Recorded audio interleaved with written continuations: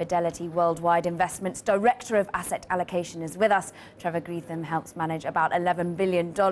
And firstly, should we still be putting our money in equities, though? Because you're actually overweight equities. The rally still has legs, you think? Yes, I mean, we run multi-asset funds, and we have the choice of stocks, bonds, commodities, property, cash, a wide range of asset classes. And we're currently overweight stocks and commodities and property.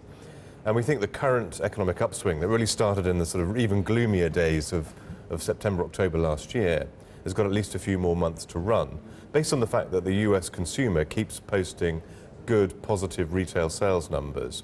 And we're starting to see some stimulus kicking in from China as well. It's not about Europe. I would describe Europe as a growth taker and not a growth maker.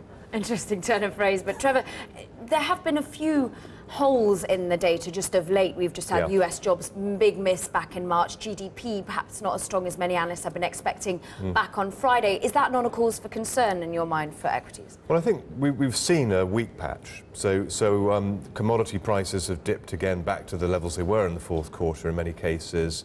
We've had a rotation in the last few weeks into defensive names.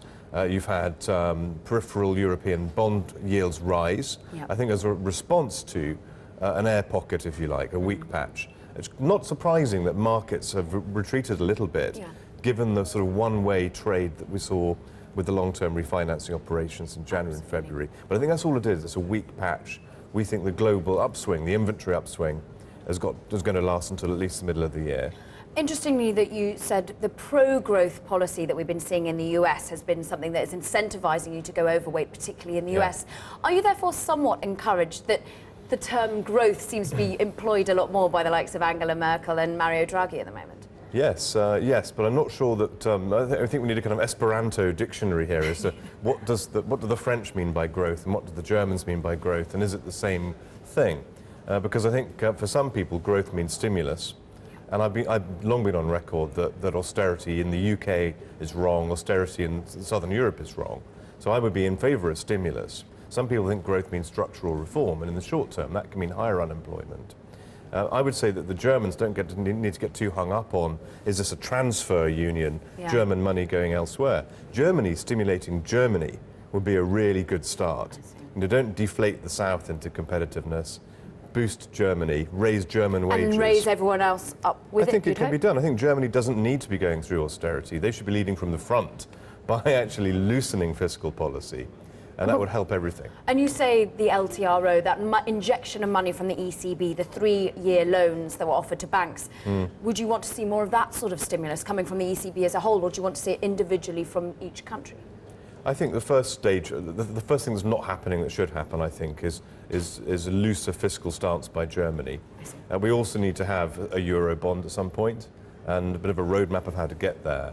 We probably need to have a single backstop for European banks. These are the sorts of integration moves I think that would help. In a way, I don't want to see more long-term refinancing operations because they only happen in a crisis and a panic, and I don't want to see those. And you actually said the UK, you think the focus on austerity, James Cameron so focused on it at the moment, is the wrong stance. But you're still overweight UK stocks, so do you anticipate any stimulus coming in terms of fiscal stimulus?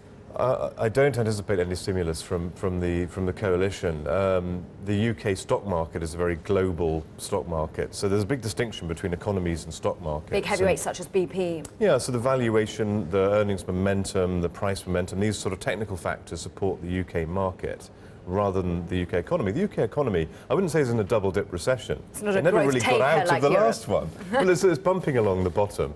And you know, whether you've had 2 negative quarters of point something or 2 positive quarters, it's just not going anywhere. Whereas if you look at the US, where they've had looser fiscal policy so far and loose monetary policy, they're way above now their 2007 GDP level. They're getting it right. And you notably remain overweight in commodities.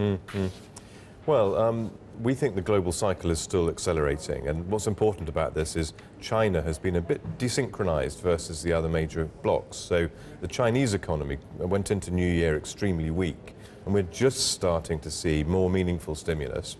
The trillion RMB lending in March, for example. Getting the banks to just offer more in terms of credit. I mean, yeah, exactly. China has so many levers to pull and buttons to press that the thing to do is to watch the monthly loan data, and that's picking up. and the lead indicators look good for China. So I think we're at a kind of low point in China, and exports to the US consumer are important. They're going to help. China's starting to do stimulus. They've got the transition coming later in the year.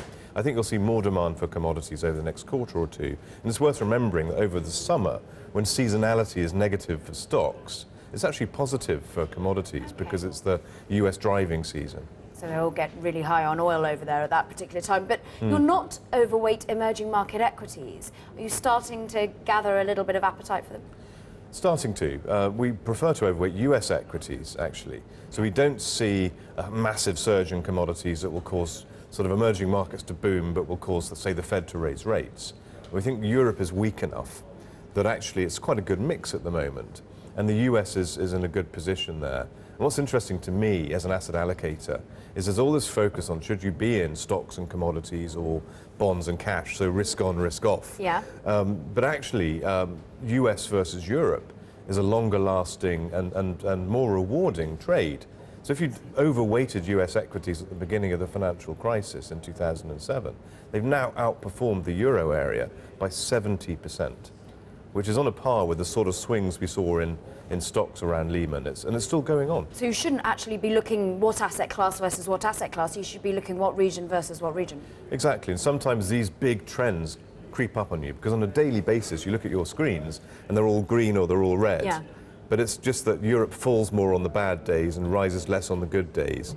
And over a long period of time, you've got a very important trade. And it's important as an asset allocator to have a range of different tactical positions which are, not all correlated with each other, not all risk on, risk off.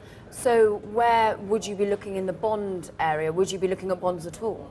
We're currently underweight bonds because we see more opportunity in stocks. And the rally's just gone too far, you feel, for bonds? Because they have performed in April overall. Yes, they have. I mean, I think if you think equities are going to be doing well, you probably prefer corporate bonds to government bonds. We're underweight government bonds.